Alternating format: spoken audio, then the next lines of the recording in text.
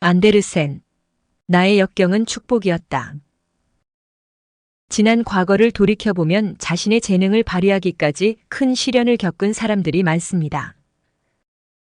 어쩌면 지극히 평온한 삶이었다면 묻혀버렸을지도 모르는 재능이 이를 악물고 힘겨운 시련을 극복해 나가는 과정에서 더 활짝 꽃을 피우는 계기가 된 경우가 있습니다. 그러고 보면 불행이란 받아들이기에 따라서는 반드시 괴로운 것만은 아닌 듯 하기도 합니다. 다윈은 만일 내가 몸이 허약하지 않았다면 그렇게 큰 일을 해내지 못했을지도 모른다고 했습니다. 실러가 그 위대한 비극들을 썼던 것은 마치 고문과도 같은 육체적 고통을 극심하게 겪고 있을 때였습니다. 핸델은 손발이 마비되는 죽음의 고통을 견디며 책상 앞에 앉았습니다. 모차르트는 엄청난 빚을 지고 중병과 싸우면서도 레퀴엠의 최종곡과 오페라들을 작곡했습니다. 슈베르트는 가난 속에서 허덕이며 32년이라는 짧고 빛나는 생애를 마쳤습니다. 그가 죽은 뒤에 남은 재산이라고는 입고 있던 양복과 은화 몇 푼, 자신이 작곡한 악보가 전부였다고 합니다.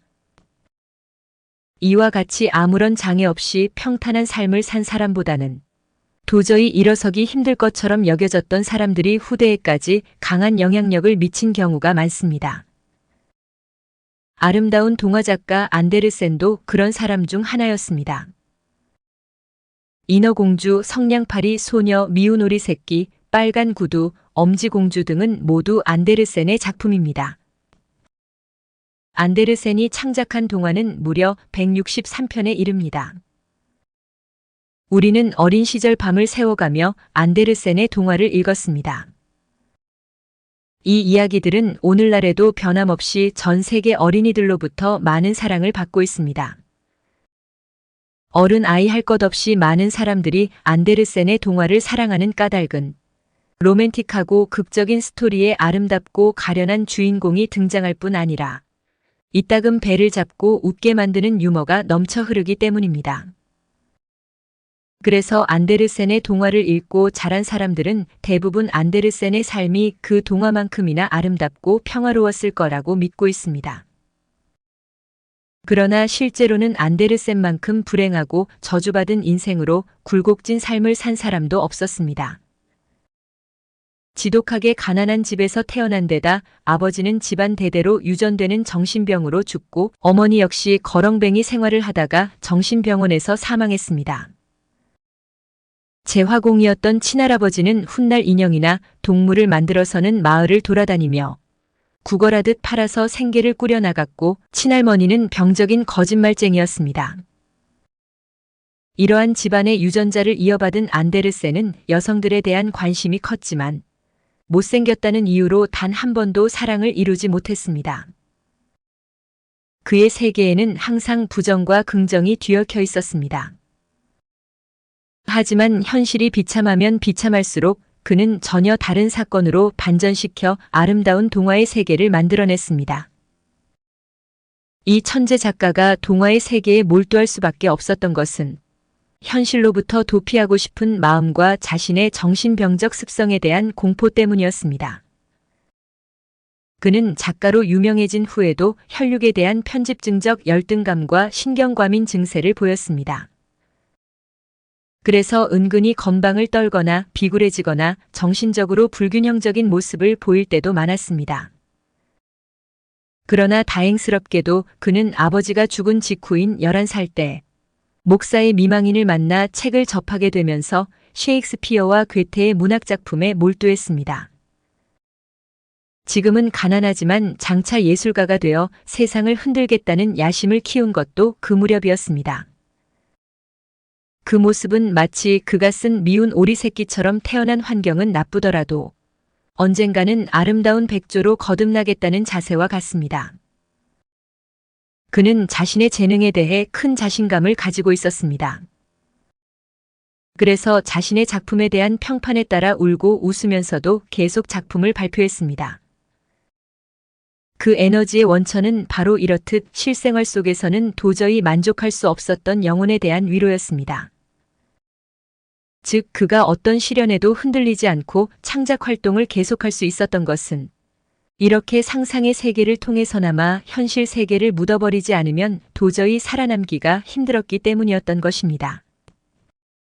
그의 아름다운 동화들은 한 인간의 고통이 어떻게 작품으로 승화될 수 있는지를 명백하게 보여주고 있습니다.